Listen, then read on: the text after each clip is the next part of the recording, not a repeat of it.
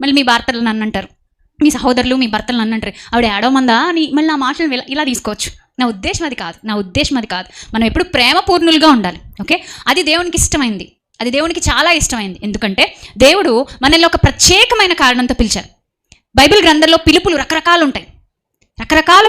అయితే most of the references మీరు చూస్తే కొత్త నిబంధనలో, అలాగే ఎక్కువ శాతం పాత నిబంధనలో ఒక అజేయమైన కృప గురించి చెప్తాడు. ఇర్రెసిస్టిబుల్ గ్రేస్, ఎదురాడలేనటువంటి కృప, ఎవరు ఎదిరించలేనటువంటి కృప. ఆ కృపలోకి వచ్చిన వాళ్ళం మనందరం ఇప్పుడు.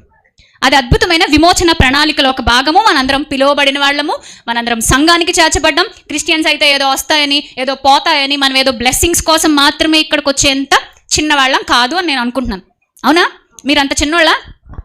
ఆఫ్టర్ ఆల్ బ్లెస్సింగ్స్ కోసం దేవుని నమ్ముకోవడం ఏంటండి? మనం అంత చిన్నోళ్ళమా? మనకు కావాల్సింది ఈ రోజుండి రేపు వెళ్ళిపోయే ఆశీర్వాదమా? ఈ రోజుండి రేపు తుప్పు పట్టిపోయే ఈ క్షయమైనటువంటి భౌతిక సంబంధమైన వస్తువులా? మరేం కావాలి మనకు? అక్షయమైన, వాడబారనిది, నిజమైనది, నిర్మలమైన స్వాస్థ్యము మనకిస్తానని చెప్పాడు కదా మన ప్రభు. మరి దానికోసం కదా మనం దేవునికి మనల్ని మనం సమర్పించుకోవాలి. అది కదా మన పిలుపు యొక్క అసలు సిసలైనటువంటి అర్థం. ఆ పిలుపుతోటి మనల్ని పిలిచిన దేవుడు, నువ్వు ప్రత్యేకమైన దానివి, నువ్వు ప్రత్యేకమైన వాడివి అని చెప్తున్నాడు. ఏదో స్త్రీల సదస్సు అంటే కేవలం స్త్రీలకు మాత్రమే అన్నట్టు కాకుండా ఆత్మలుగా ఉన్న మనం అందరము మన బాధ్యత ఏంటి అని ఆలోచిస్తే ఈరోజు ఒక అమూల్యమైన అంశాన్ని నేను మీ ముందు పెట్టాలని ఆశపడుతున్నా.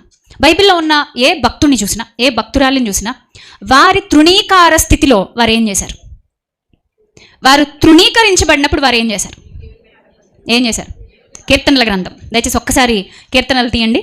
కీర్తనల గ్రంథం 39వ కీర్తన.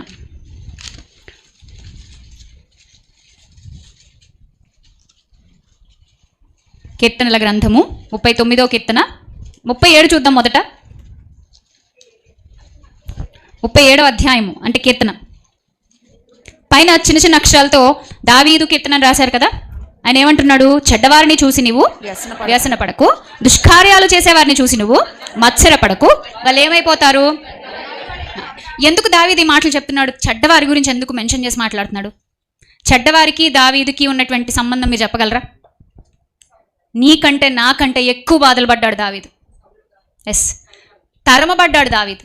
ఇంటి మీద ఒంటిగా ఉన్న పిచ్చుక వల్లే ఉన్నాను. ఎంత లోన్లీనెస్, ఎంత తిరస్కారం, ఎంత తృణీకారం. ఎప్పుడు పడితే అప్పుడు ఎక్కడ దొరికితే అక్కడ చంపేద్దామా అనేటటువంటి కన్నులే దావీదును వెతుకుతూ ఉన్నాయి. మీరు ఇంకా ఈ అధ్యాయాలన్నీ చూస్తే 34వ అధ్యాయం, దావీదు జీవితంలో ఒక శూరుడుగా, ఒక వీరుడుగా ఇలాంటి ఒక సందర్భాన్ని దావీదు ఎప్పుడు ఆశించి ఉండడు. నేను చెప్తున్నాను, ఎప్పుడు ఇలాంటిది ఎక్స్పెక్టేషన్స్ దావీదు పెట్టుకుని ఉండడు. కానీ ఇలాంటిది కూడా వచ్చింది దావీదుకి. ఎలాంటిదో తెలుసా? ఒక అద్భుతమైన గొప్ప శూరత్వం కలిగిన వాడు.